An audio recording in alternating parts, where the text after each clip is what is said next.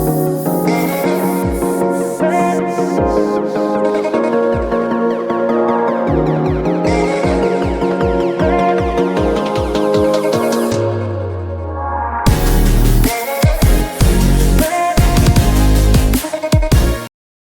Everyone, मैं हूं शोभनी पंडित from मरबन प्रखंड मुजफ्फरपुर बिहार। दोस्तों, आज हम एक ऐसे इम्पोर्टेंट हेल्थ प्रॉब्लम के बारे में डिस्कस करेंगे जिस पर लोग अक्सर हम बातें नहीं करते हैं, नज़रअंदाज कर देते हैं। तो आज मैं बताऊंगा, जैसा कि आप बोर्ड पर देख सकते हैं, कि हेल्दी इंटेस्टाइन कैसे रखें, अपनी आंतों को कैसे हम स्वस्थ रखें। और दूसरा मैं बताऊंगा कॉन्स्टिपेशन को दूर कैसे करें, जिसको हम कब्ज की समस्या कहते हैं। आज लाखों करोड़ों लोग इस कॉन्स्टिपेशन की समस्या से ग्रसित है। ये इंटेस्टाइन को हेल्दी नहीं रख पा रहे हैं, जिसके वजह से मोर सिंड्रोम डिजीज आज हो रहे हैं। आज आपका कॉन्स्टिपेशन जब हो जाएगा तो आपको अनेक तरह के बीमारियों से ग्रसित हो जाएंगे। दोस्तों, इंटेस्टाइन का बहुत बड़ा रोल होता है हमारे शरीर को स्वस्थ रखने में। आप जानते होंगे कि इंटेस्टाइन हमें खाने से लेकर, पचाने से लेकर के एनर्जी तक के हमें प्रोवाइड करते हैं। आप जानते हैं कि जब हम लोग खाना खाते हैं तो इंटेस्टाइन यानी आंतों का काम है उसको पचाना। आप जानते हैं कि आंतों को पचाने के लिए कितना सारा 4 ऐसे तत्व होते हैं, 4 ऐसे चीजें हैं जो आपको नेचुरली तरीका से भोजन को पचाने में हेल्प मिलता है। जिसमें पहला होता है आपका सलाइवा। माउथ से जो सलाइवा होता है, लार होता है, जितना अधिक लार निकलेगा उतना ही अधिक आपका भोजन को पचने में हेल्प मिलेगा। अब हम बात करें कि लार को अधिक कैसे हम श्रावित करें, क्योंकि लार में एंटी बैक्टीरियल भी होता है, एंजाइम भी होता है।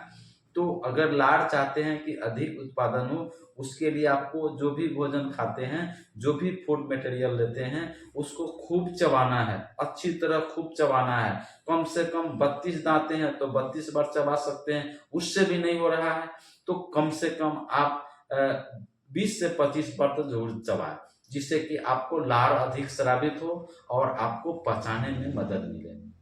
ये हम कॉन्स्टिपेशन की बात कर रहे हैं कि दूर करने के लिए कैसे एंजाइम सेक्रेशन होगा। और दूसरा बात करेंगे जो आपका ये जो इंटेस्टाइन स्टोमिक से आपका ये एक तरह का जूस निकलता है ना, जिसको हम HCl कहते हैं, हाइड्रोक्लोरिक एसिड कहते हैं, जो कि उसमें भी आपका एंटी बैक्टीरियल होता है और एंजाइम होता है, जो कि आपके भोजन को पचाने में बहुत रोल प्ले करता है। ठीक है। और तीसरा मैं बातें करूंगा कि liver is the largest and biggest organ in the body. यानी लीवर सबसे बिजी और सबसे व्यस्त रहने वाला कोई अंग है तो लीवर है। लीवर आप जानते हैं, आप जो भी चीजें खाते हैं यानी फैटी चीजें खाते हैं, घी, तेल, ऑयल, बटर, मक्खन, उस सारी चीजों को पचाने के लिए, उस सारी चीजों को इंजाइम करने के लिए आपका लीवर एक जूस निकलता है, जिसको हम बाइल जूस कहते हैं, हिंदी में उसको पीत रस कहते हैं, जो कि जो आपके द्वारा जो खाया पिया जो भी तीखा तेल मसाला होता है तो उसको पचाने का काम करता है। और चौथा दोस्तों होता है आपका पैनक्रियाज से पैनक्रियाज जूस निकलता है, जिससे कि आपके अंदर जो कार्बोहाइड्रेट प्रचुर मात्रा में खा लिए या जैसे भी हो अन्न से जो आप कार्बोहाइड्रेट मिलता है, तो वह भी एक तरह का एंजाइम सेक्रेट करता है जो आपके भोजन को पचाने में मदद करता है। ये होता है आपका इंटेस्टाइन, जो कि आपके भोजन को पचाने में बहुत रोल प्ले करता है। लेकिन हम लोग आजकल बहुत सारी गलतियां करते हैं। गलतियां क्या करते हैं आज देखेंगे, आज के युवा पीढ़ी है जो खाते समय देखेंगे कि हमेशा लैपटॉप से जुड़े रहना है ना, मोबाइल से जुड़े रहना, टीवी से जुड़े रहना, इस तरह से लोग खाते समय इसको वॉच करते हैं, देखते हैं, है ना, इसलिए जल्दी जल्दी खाते हैं, है ना, जिसका रीजन है, जिसका कारण है कि आप तेजी से खाते हैं, आपको एंजाइम जो सलाइवा होता है वो आपको अधिक प्रोड्यूस नहीं होता। बहुत सारे ऐसे चीजें आपको, चूंकि आपका ध्यान रहता है टीवी पर, कभी कभी तो लोगों को पता भी नहीं चलता है कि हम क्या खाएं, तो आपको ऐसी चीजों को इग्नोर करना है। आप जानते हैं आपके जो आंत होते हैं, यह आंत आपके द्वारा खाया गया भोजन को आपको बॉडी में न्यूट्रिशन कोई देने का काम करता है, तो आपका आंत है। आंत ही आपके भोजन से जो न्यूट्रिशंस होते हैं, जो पोषक तत्व होता है, उसको निचोड़ते हैं, उसको जिसको हम न्यूट्रिशंस कहते हैं, पोषक तत्व कहते हैं, और आपके बॉडी को सप्लाई करते हैं, आपको शरीर को देते हैं, जिससे कि आपका शरीर स्वस्थ रहता है। तो इसके अलावे इतना भी काम नहीं, इसके अलावे भी काम है। वो सबसे मूल काम क्या है कि आपको जो पोषक तत्व दे दिया, लेकिन बचे हुए शेष, जिसको हम वेस्टेज कहते हैं, वेस्ट प्रोडक्ट कहते हैं, जिसको हम मल कहते हैं, है ना, उसको वह बाहर निकालने का काम करता है, जिससे कि आपको हेल्दी रखने में मदद करता है। तो ये इंटेस्टाइन अगर आपका हेल्दी नहीं रहेगा, स्वस्थ नहीं रहेगा, तो आपको कॉन्स्टिपेशन की समस्या आपको होगा। तो हम कॉन्स्टिपेशन को हम दूर करने का आज इस वीडियो के माध्यम से आपको बताऊंगा।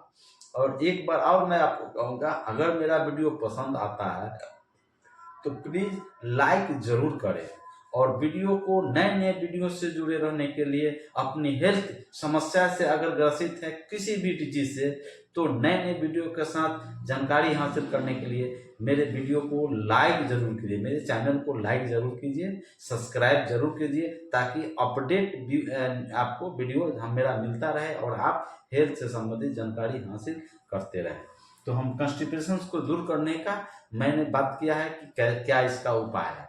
इसका दूर करने का सबसे मूल उपाय है, जैसा कि आपको अभी में मैंने बात किया है कि जल्दी जल्दी खाना नहीं खाना चाहिए, है ना, फास्ट खाना नहीं खाओ, खाना खाना है तो चबा के खाना है।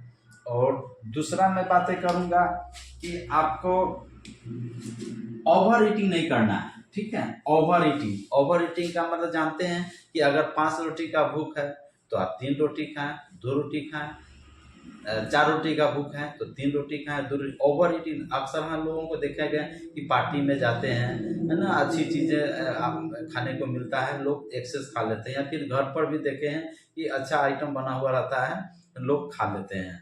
तो आपको ओवर ईटिंग से बचना चाहिए। कभी भी कम खाने से किसी व्यक्ति को परेशानी नहीं हुआ है, ज़्यादा खाने से ही परेशानी होता है या फिर मौत होता है, ठीक है। तो ओवर ईटिंग नहीं करनी। इसके अलावा भी हम बात करेंगे कि खाना को ओवर ईटिंग नहीं करना है, और खाना को कभी भी खाएं तो समय से खाएं। लोगों में देखा गया, खास करके ग्रामीण क्षेत्रों में या फिर शहरी क्षेत्र की बात करें, तो लोग खाना समय से नहीं खाते हैं। कभी 12 बजे खाते हैं, कभी 2 बजे खाते हैं, कभी 10 बजे खाते हैं, कभी 4 बजे खाते हैं, कभी कभी तो ऐसा स्थिति होता है दिन में खाते ही नहीं, तो रात में खाते हैं। तो अनटाइमली अगर खाएंगे तो आपको पचने में मदद नहीं मिलेगा और आपको कॉन्स्टिपेशन आएगा, कब्जियत आएगा, ठीक है। इसको आपको दूर करना। इसके अलावे भी हम बात करेंगे, ये हम सिर्फ बात कर रहे हैं कि अपने इंटेस्टाइन को कैसे हेल्दी रखें, और दूसरा मैं बता रहा हूँ कॉन्स्टिपेशन को दूर करने का बहुत बेहतरीन तरीका बता रहा हूँ। तो वीडियो को स्किप मत करें, अब वीडियो को पूरा जरूर देखें। और इसके अलावे भी अगर आप लंबे समय से दवाई खा रहे हैं तो आपकी कौन सी ऐसी चीज़ों को हम अमल करें जिससे कि दवाई भी छूट जाए।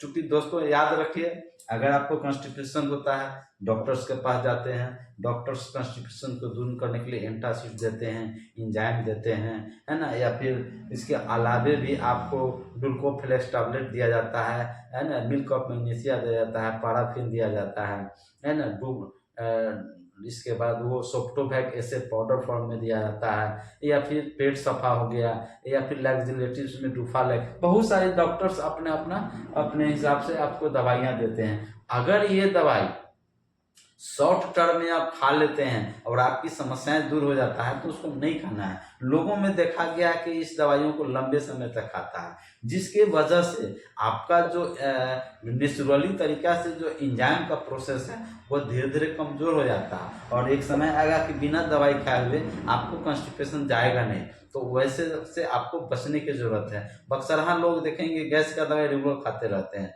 कभी पेंटोप्राजोल, कभी ऐसी लोग, तो कभी ओमेप्राजोल, मतलब तरह तरह के जो भी दवाइयाँ लोग खाते रहते हैं, लेकिन ऐसा कभी नहीं करें। आपको गैस बना है, ठीक है, आप दवाई खाएं, लेकिन कम समय के लिए खाएं, फिर ठीक हो जाता है। यानी नेचुरल तरीके से अपने एंजाइम को सेक्रेशन में मदद मिलेगा और आप अच्छे रखें। नेचुरल तरीका से आप कैसे रखेंगे इस पर भी हम बातें करेंगे। दोस्तों, नंबर 1 हम बातें कर रहे हैं कॉन्स्टिपेशन को कैसे दूर करना है। नंबर 1, नींबू। नींबू को क्या करना है, आप एक नींबू को आपको काट लेना है 4 बराबर भागों में और उसको से रस निचोड़ लेना है। रस निचोड़ के एक गिलास में रस निचोड़ लेना है और निचोड़ करके उसको एक गिलास को निचोड़ा हुआ जो शरबत बना, यानी उसमें कुछ डालना नहीं है, सिर्फ नींबू रहेगा और उसको पीना है। और पीने के आधे घंटा तक कुछ आपको नहीं करना है, जैसे कि आपको नाश्ता नहीं करना है, खाना नहीं खाना है। क्या करना है, तो आपको मॉर्निंग वॉक करना है। आप टहल सकते हैं तो टहलिए, अगर आप टहल नहीं सकते हैं, एक्सरसाइज करना है तो एक्सरसाइज कीजिए। यानी आपको नींबू के रस पीने के बाद आपको क्या करना है, टहलना है, ठीक है, एक्सरसाइज करना है।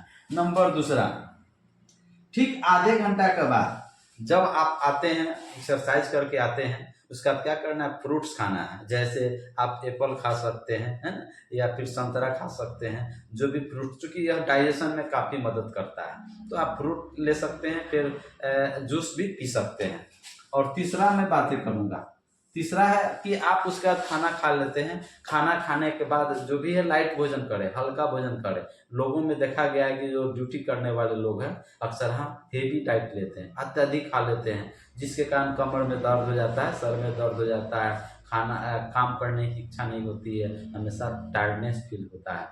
तो ऐसा आपको नहीं करना है।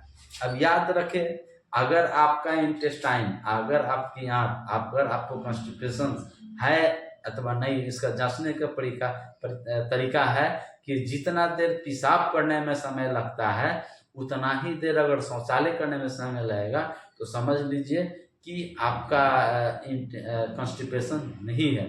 अगर अब मैंने देखा है कि लोग आधा घंटा तक 20 मिनट 15 मिनट तक समय देते हैं, यहाँ तक कि जोर भी लगाते हैं, प्रेशर लगाते हैं मल को बाहर निकालने के लिए। ऐसा नहीं करना है। जब भी जाए शौच में, आपको ज़रूरत होता है तो ठीक है, नहीं होता है तो वापस चले आएँ। जोर लगाने से आपकी समस्या बढ़ सकती है। दूसरा मैं आपको बताऊंगा, नींबू हो गया, और तीसरा सलाद। दोपहर में आप सलाद, 1 कटोरा सलाद लें। दोस्तों वीडियो थोड़ा लंबा हो जाएगा, लेकिन वीडियो में बने रहें, वीडियो को पूरा जरूर देखें। आप सलाद 1 कटोरा सलाद ले लें। सलाद आप जानते करते हैं, उसमें आपका खीरा रहता है, प्याज रहता है, फिर ना टमाटर रहता है, फिर नींबू रहता है, धनिया का पत्ता, जो आप सलाद बनाते हैं वो सलाद आपको रहेगा, ठीक है। और तीसरा होता है कि रोटी। दोस्तों दाल रोटी, तो दाल तो ठीक है, दाल आप मूंग के दाल खाते हैं, मूंग के दाल खाएं।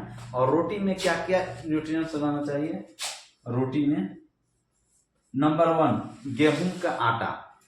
गेहूं का आटा लिख सकते हैं, गेहूं का आटा,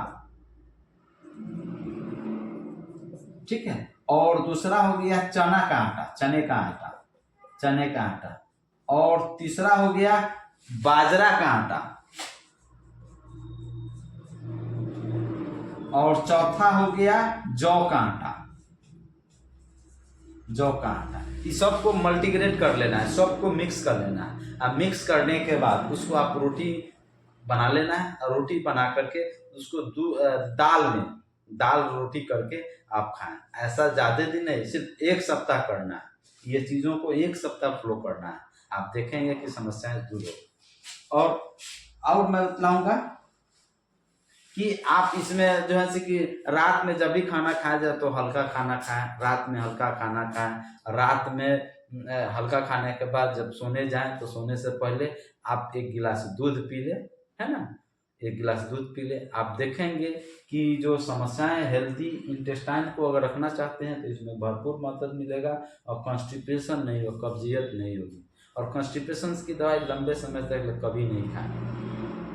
अगर कॉन्स्टिपेशन लंबा समय तक रह गया तो आपको हाइपरटेंशन, उच्च रक्तचाप की समस्या हो सकती है, जिसको बीपी प्रॉब्लम हो सकता है, शुगर प्रॉब्लम हो सकता है, चीनी की बीमारी हो सकती है, थायराइड की समस्या हो सकती है, अर्थराइटिस की समस्या हो सकती है, पाइल्स की समस्या हो सकती है ना, माइग्रेन की समस्या हो, मोर डिजीज हो जाएगा, सिम्टम डिजीज हो गया। तो आपको इंटेस्टाइन को, आपको अगर चाहते हैं कि मेरा हेल्दी रहे, तो आपको ऐसा फॉलो करना है।